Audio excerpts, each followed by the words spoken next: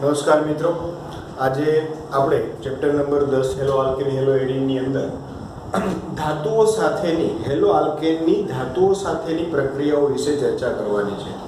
તો મોટાભાગના કાર્બનિક ક્લોરાઇડ એટલે કે કાર્બન સાથેનું ક્લોરીનનું સંયોજન, જેને કાર્બનિક ક્લોરાઇડ, બ્રોમાઇડ અને આયોડાઇડ સંયોજનો કેટલીક ધાતુઓ સાથે પ્રક્રિયા કરી અને કાર્બન ધાતુ બંધ ધરાવતા સંયોજનો આપે છે. તો આવો જે બંધ છે એને કાર્બ ધાત્વીય સંયોજનો કહે છે. કાર્બ ધાત્વીય બંધ અને આવા સંયોજનોને કાર્બ ધાત્વીય સંયોજનો તરીકે ઓળખવામાં આવે છે. કાર્બન અને ધાતુઓ સાથેના જે બંધ બને છે એને કાર્બ ધાત્વીય બંધ અને આવા સંયોજનોને કાર્બ ધાત્વીય સંયોજનો તરીકે ઓળખવામાં આવે છે.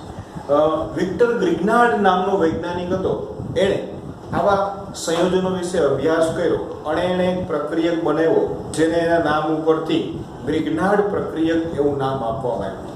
તેણે શું કર્યું તો કે આલ્કાઇલ મેગ્નેશિયમ હેલાઇડ RMgX કે જેને ગ્રિગ્નાર્ડ પ્રક્રિયક કહે છે એ બનાવ્યો અને જેની પાણી સાથેની પ્રક્રિયાથી આપણને હાઇડ્રોકાર્બન છે એ મેળવી શકાય છે. આ સંયોજન છે એ ખૂબ જ મહત્વનું છે. પહેલા તો આ ગ્રિગ્નાર્ડ પ્રક્રિયક એટલે કે R આલ્કાઇલ મેગ્નેશિયમ અને હેલાઇડ RMgX કઈ રીતે બનાવવો એના વિશે વાત કરીએ.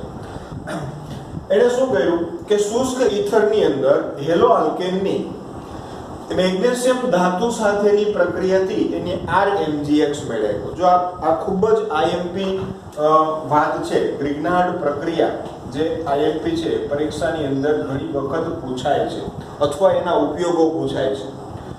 આનો ઉપયોગ ક્યારે થાય કે જ્યારે તમારે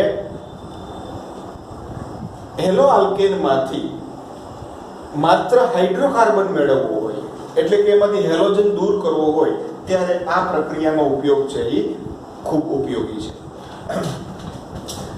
આલ્કાઇલ એટલે કે આલ્કાઇલ હેલાઇડ એટલે કે CH3CH2Br જેને આપણે ઇથાઇલ બ્રોમાઇડ કહીએ, એની મેગ્નેશિયમ ધાતુ સાથે પ્રક્રિયા કરવાની છે. એટલે કે આલ્કાઇલ હેલાઇડની મેગ્નેશિયમ ધાતુ સાથે પ્રક્રિયા કરો. કોની હાજરીમાં તો કે શુષ્ક ઈથરની હાજરીમાં પ્રક્રિયા કરવાની છે.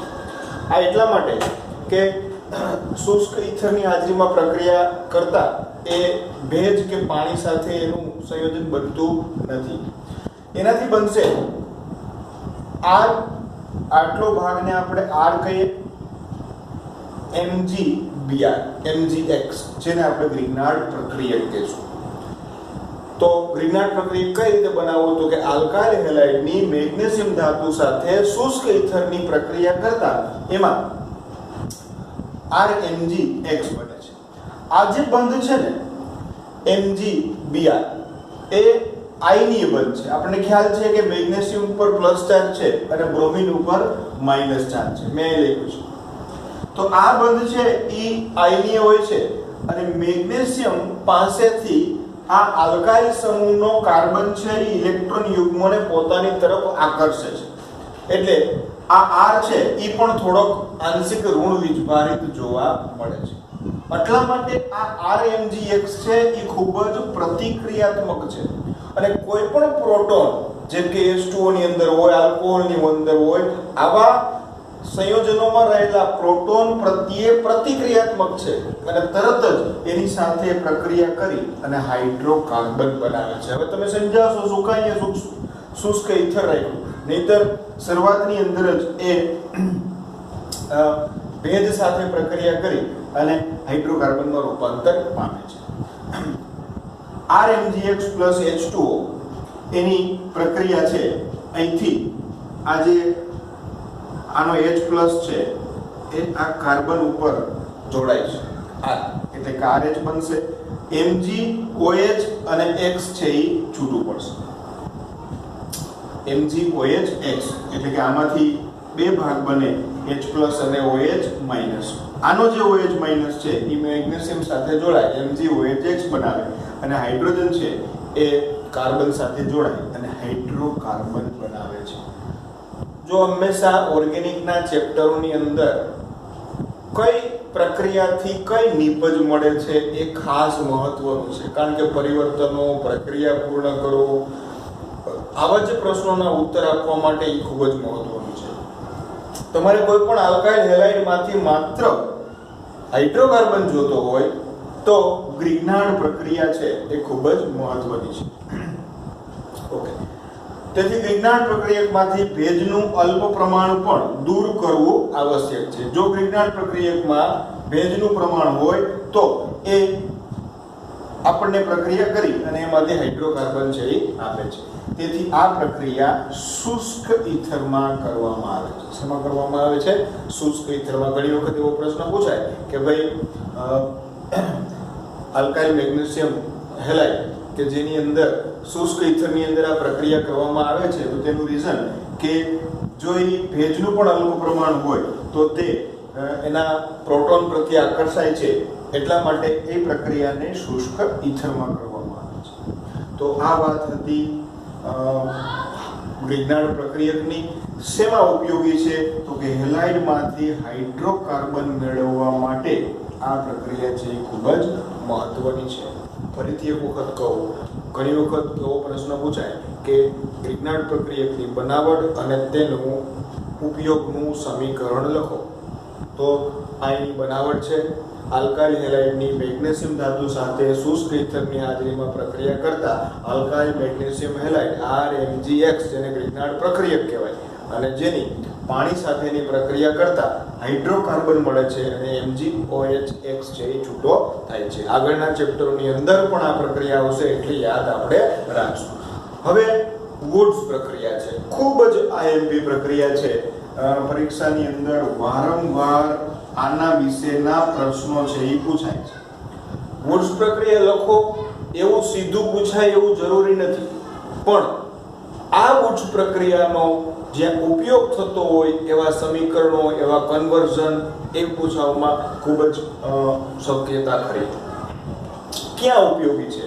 તો કે RX કરતા બમણા કાર્બન ધરાવતો, જો આ વાત છે ને એ ખૂબ જ ઉપયોગી છે કે બમણા કાર્બન ધરાવતો હાઇડ્રોકાર્બન મેળવવા માટે વુડ્સ પ્રક્રિયાનો ઉપયોગ કરવામાં આવે. હવે તમને એમ કીધું હોય કે મિથાઇલ ક્લોરાઇડ એટલે કે CH3Cl એક કાર્બન છે, એમાંથી તમારે ઇથેન બનાવવાનું છે, 2 કાર્બન વાળું. તો એક કાર્બનમાંથી 2 કાર્બનમાં જવું હોય એટલે કે બમણા કાર્બન, તો તરત જ તમને મગજમાં ક્લિક થવું જોઈએ કે વુડ્સ પ્રક્રિયા છે એ જે આલ્કાઇલ હેલાઇડની અંદર કાર્બન હોય એના કરતા હાઇડ્રોકાર્બનમાં 2 ગણા કાર્બન છે એ આપણને મળે છે. પ્રક્રિયા એકદમ સિમ્પલ છે કે RX એના 2 મોલ લેવાના આલ્કાઇલ હેલાઇડની, સોડિયમ ધાતુ સાથે આ પણ શુષ્ક ઈથરની હાજરીમાં પ્રક્રિયા કરતા, સોડિયમ ધાતુ સાથે શુષ્ક ઈથરની હાજરીમાં પ્રક્રિયા કરતા RR એટલે કે આ જે 2 આલ્કાઇલ હતા એ બંને એકબીજા સાથે બંધથી જોડાઈ જશે અને સોડિયમ છે એ આ X સાથે જોડાશે એટલે એને X બનશે. સોડિયમ હેલાઇડ છે એ દૂર થશે. આનું એક બીજું ઉદાહરણ તમારે લેવું હોય તો શું લઈ શકો કે CH3Cl plus 2Na શુષ્ક ઈથર શું બનશે? તો કે CH3CH3 અને NaCl છે એ છૂટું પડશે. તમે જેટલા કાર્બન વાળો આલ્કાઇલ હેલાઇડ લીધો છે એના કરતા બમણા કાર્બન વાળો હાઇડ્રોકાર્બન છે એ તમે મેળવી શકો છો. તો વુડ્સ પ્રક્રિયા જ્યાં બમણા કાર્બન વાળો હાઇડ્રોકાર્બન મેળવવા માટે ઉપયોગી છે. એના પછીની વાત કરવાની છે, આ વાત હતી હેલો આલ્કેન. હવે હેલો એરિનની પ્રક્રિયા.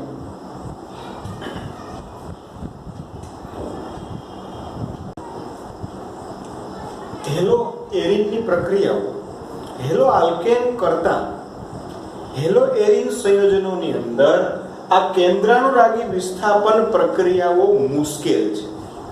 અને એનું કારણ એવું છે કે આપણે હેલો આલ્કેનની જો વાત કરીએ તો ત્યાં RX હોય છે અને હેલો એરિનની વાત કરીએ તો ત્યાં ARX આ RX છે અને આની વાત કરીએ તો ARX. RX ની અંદર જે કાર્બન હેલોજન બંધ છે એના કરતા ARX ની અંદર કાર્બન હેલોજન બંધ છે એ પ્રબળ હોય છે, થોડીક દ્વિબંધની લાક્ષણિકતા ધરાવે છે. અહીંયા કાર્બન ઉપરનું જે સમીકરણ છે એ sp3 હોય છે, જ્યારે અહીંયા કાર્બન ઉપરનું સમીકરણ sp2 હોય છે. જો અહીંયા વાત કરીએ છીએ કે આ પ્રક્રિયા છે, આ CX બંધ તોડવો મુશ્કેલ છે, જ્યારે આ CX બંધ તોડવો સહેલો છે.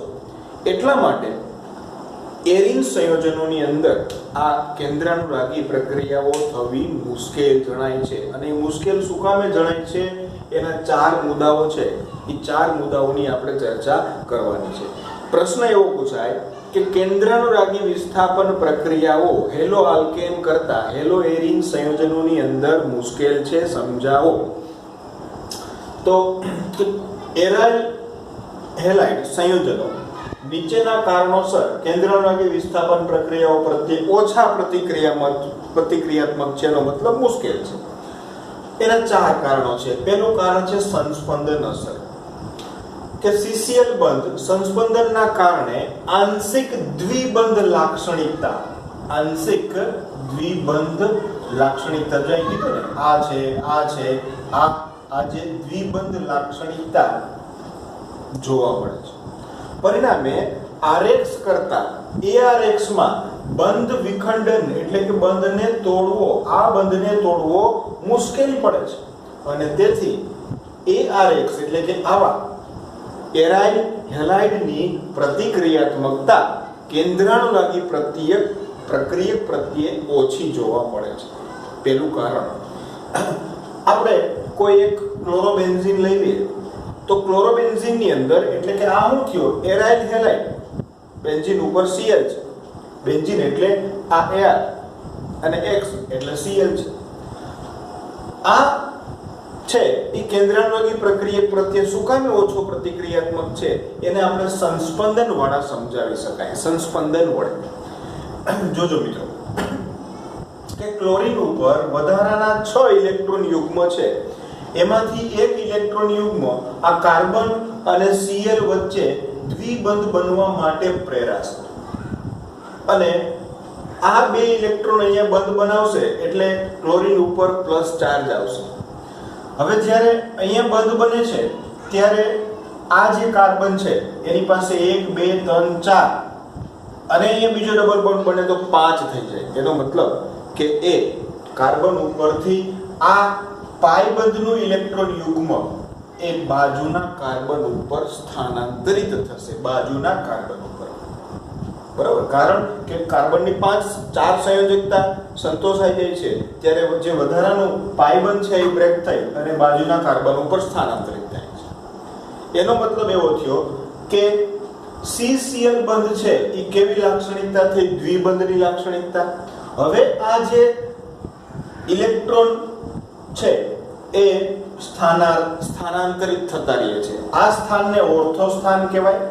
એના પછી મેટા પેરા, ઓર્થો ઉપરથી પેરા ઉપર આવશે અને પેરા ઉપરથી પાછો ઓર્થો ઉપર જશે. કઈ રીતે જશે એ વાત કરું છું. જો સંસ્પંદન સૂત્રો દોરતા આપણે આગળ પણ શીખી ગયા છીએ, ફરીથી એક વખત શીખવાડું.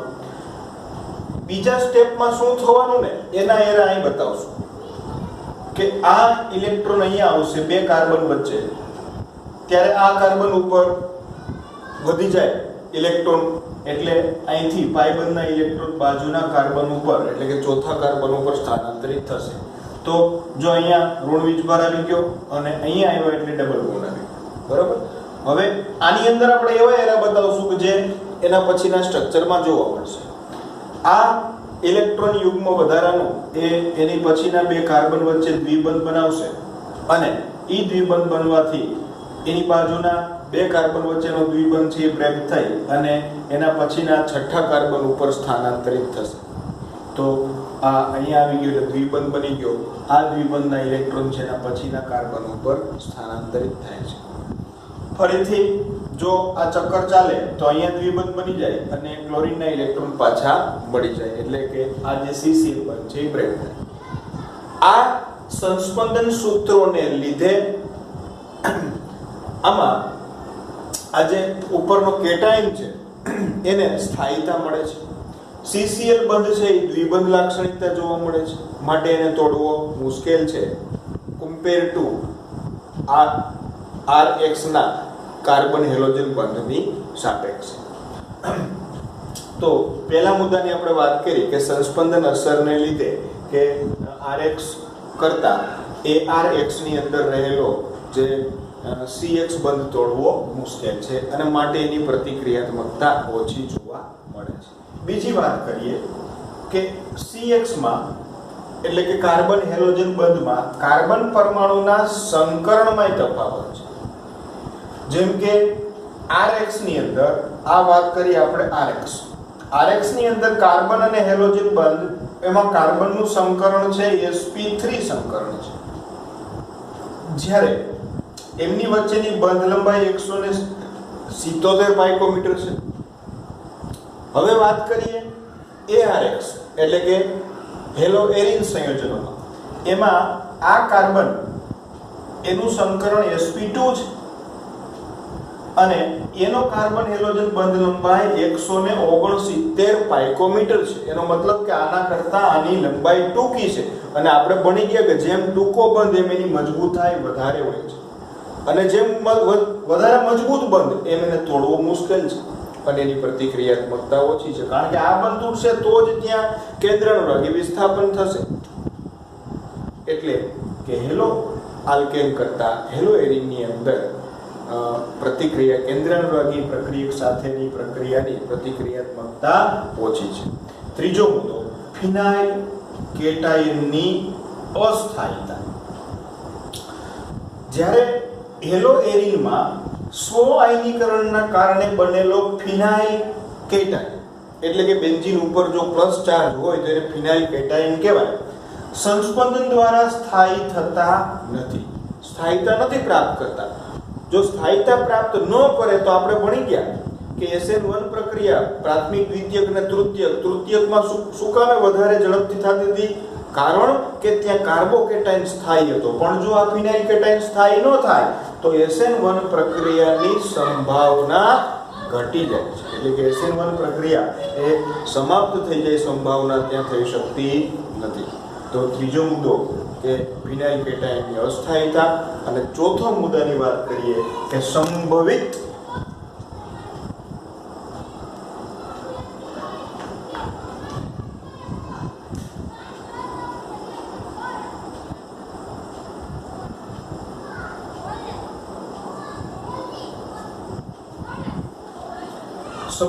અપાકર્ષણના કારણે ઇલેક્ટ્રોન ધનિક કેન્દ્રાનુરાગી એટલે કે જો એની પાસે ઋણ વીજભાર હોય, ઇલેક્ટ્રોન ધનિક કેન્દ્રાનુરાગી પ્રક્રિયા આપણે ભણી ગયા કે એ બધા જ કેન્દ્રાનુરાગી પ્રક્રિયા કાં તો ઋણ વીજભાર વાળા હોય કાં તો એની પાસે વધારાનો ઇલેક્ટ્રોન યુગ્મ હોય. અને ઇલેક્ટ્રોન ધનિક એરિન સંયોજનો છે એની પાસે પણ વધારાનું જો ઇલેક્ટ્રોન યુગ્મ હોય તો એ બંને વચ્ચે ઇલેક્ટ્રોન વચ્ચે શું થશે? અપાકર્ષણ થશે અને એની તરફ જવાની શક્યતા ઘટી જશે.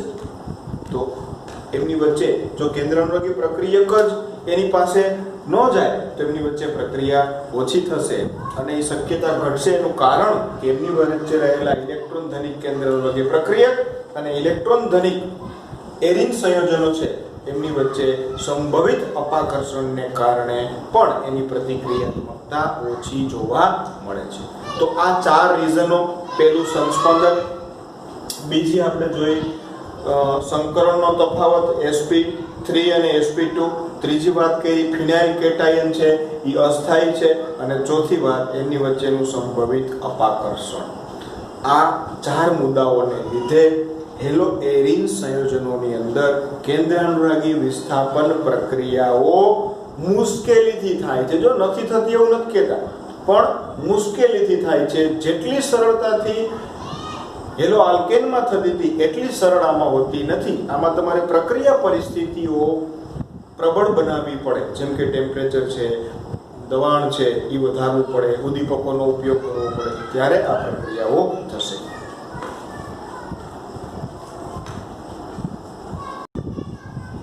આપણે હાઇડ્રોક્સિલ સમૂહ દ્વારા વિસ્થાપન પ્રક્રિયા જોઈએ. હેલો એરિન સંયોજનોની અંદર હાઇડ્રોક્સિલ સમૂહ દ્વારા વિસ્થાપન, એટલે કે જે OH સમૂહ છે ને એના દ્વારા વિસ્થાપન. જો આગળ ભણી ગયા હતા ને તો ત્યાં આપણે કઈ વધારે ટેમ્પરેચરની કે એની જરૂર નથી હેલો આલ્કેનમાં, પણ અહીંયા જો ક્લોરોબેન્ઝીન છે એની તમારે અહીંથી Cl દૂર કરવો હોય અને ત્યાં OH સમૂહ દાખલ કરવો હોય તો એની બે સ્ટેપમાં રિએક્શન થશે.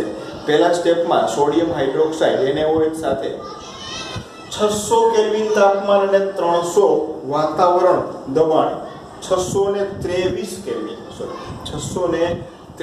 કેલ્વિન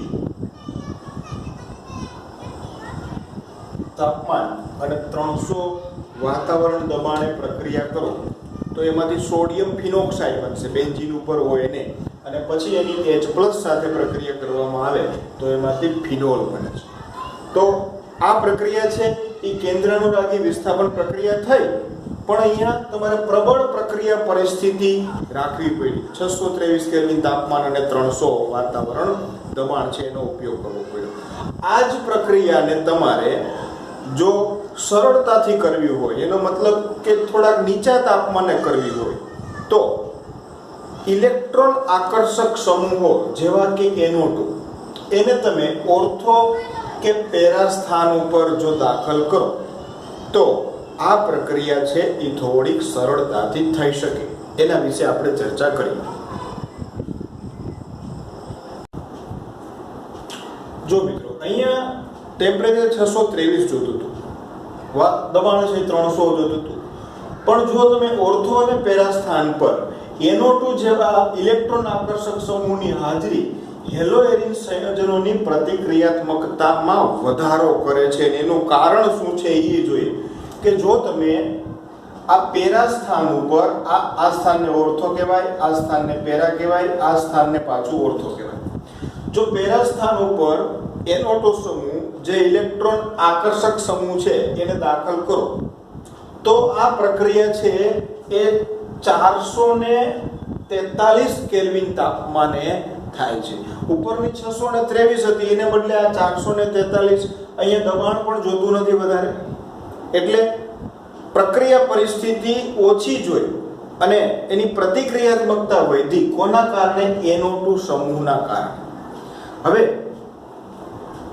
આજે સંસ્પંદન સૂત્રો જોયા ને એમાં વાત કરીએ તો જો અહીંયા પેરા સ્થાન ઉપર ઇલેક્ટ્રોનની ઘનતા વધતી તો તમે આ સ્થાન ઉપર જો NO2 સમૂહ છે એને દાખલ કરો તો એ ઇલેક્ટ્રોનને શું કરે છે? પોતાની તરફ આકર્ષે છે, અને આ જે બેન્ઝીન રિંગ છે એમાં ઇલેક્ટ્રોનની ઘનતા ઘટાડે અને એને સ્થાયીતા આપે છે. જો બેન્ઝીન રિંગ સ્થાયી થશે એનો મતલબ કે આ જે ઉપરનો જે CCl બંધ છે એ ઝડપથી બ્રેક થશે. આ CCl બંધ છે આની અંદર, અહીંયા ઓર્થો પેરા અને ઓર્થો સ્થાન ઉપર ઇલેક્ટ્રોન ઘનતા વધતી હતી, અને જો તમે એવો કોઈ સમૂહ દાખલ કર્યો કે જે ઇલેક્ટ્રોનને આકર્ષે છે એને લીધે બેન્ઝીન વલયમાં ઇલેક્ટ્રોન ઘનતા ઘટવાને લીધે સ્થાયીતામાં વધારો થાય છે, અને આ જે CCl બંધ છે એ વધારે ધ્રુવીય બનશે અને ઝડપથી તૂટશે. ધ્રુવીય બનશે એટલે બંધ તૂટશે, અને બંધ તૂટશે એટલે કેન્દ્રાનુરાગી પ્રક્રિયક એની ઉપર એટેક કરશે અને ત્યાં જોડાશે. બરોબર છે? આવું પેરા સ્થાન ઉપર થાય. જો પેરા અને ઓર્થો બંને ઉપર તમે NO2 સમૂહ રાખો તો ઈ પ્રક્રિયા પરિસ્થિતિ વધારે એનાથી પણ ઘટી જાય. 443 ની બદલે તમે 368 કેલ્વિન તાપમાને આ પ્રક્રિયા છે એ કરી શકો. કારણ કે અહીંયા બે જગ્યાએ ઇલેક્ટ્રોન આકર્ષકો સમૂહ છે એ ઇલેક્ટ્રોનને પોતાની તરફ આકર્ષે છે અને બેન્ઝીન વલયની અંદર એની ઇલેક્ટ્રોન ઘનતામાં ઘટાડો કરે છે, અને માટે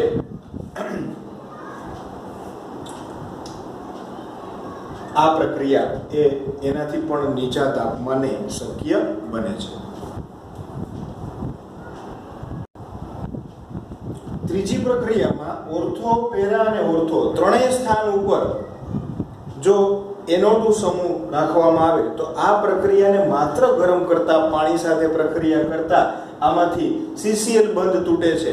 કારણ કે ત્રણ જગ્યાએ છે ઇલેક્ટ્રોન આકર્ષક સમૂહ કે જે બેન્ઝીન વલયની ઇલેક્ટ્રોન ઘનતા ઘટાડશે અને આ જે CCl બંધ છે એ ઝડપથી તૂટશે, માટે OH સમૂહ દાખલ થશે અને એમાંથી બહુ સામાન્ય પરિસ્થિતિની અંદર આપણને નિપજ છે એ મળશે, કેન્દ્રાનુરાગી વિસ્થાપન પ્રક્રિયા થશે. જો પરીક્ષાની અંદર આ વસ્તુ પૂછાય કે બેન્ઝીન ઉપર OH, ઓર્થો, પેરા અને ઓર્થો સ્થાન ઉપર NO2 સમૂહ હોય તેનું નામ થશે 2,4,6 ટ્રાઇનાઇટ્રોફિનોલ, જેને પિક્રિક એસિડ પણ કહેવાય.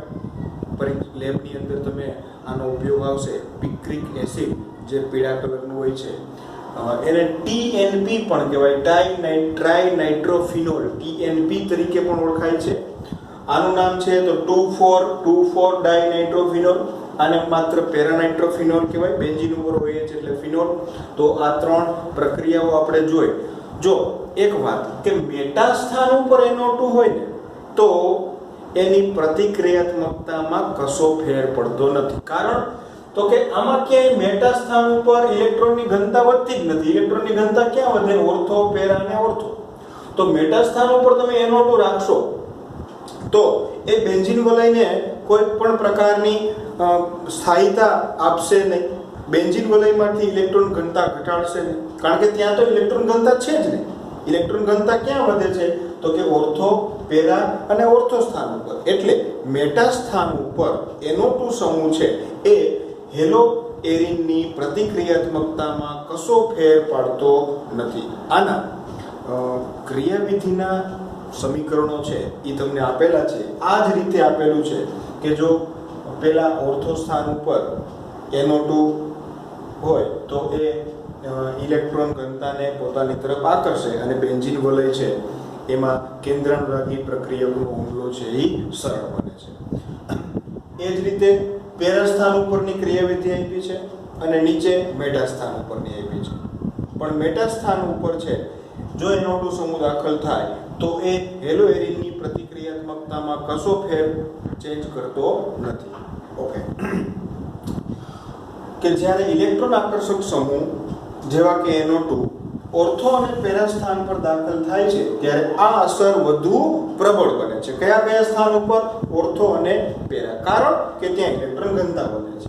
મેટા સ્થાન પર ઇલેક્ટ્રોન આકર્ષક સમૂહની હાજરીથી હેલો એરિન સંયોજનોની પ્રતિક્રિયાત્મકતા પર કોઈ જ અસર થતી નથી. બરાબર, આ વસ્તુ છે એ આપણે યાદ રાખશું કે મેટા સ્થાન ઉપર કોઈ અસર થતી નથી, પણ ઓર્થો અને પેરા હોય તો એ પ્રતિક્રિયાત્મકતામાં વધારો કરે છે. ઓકે.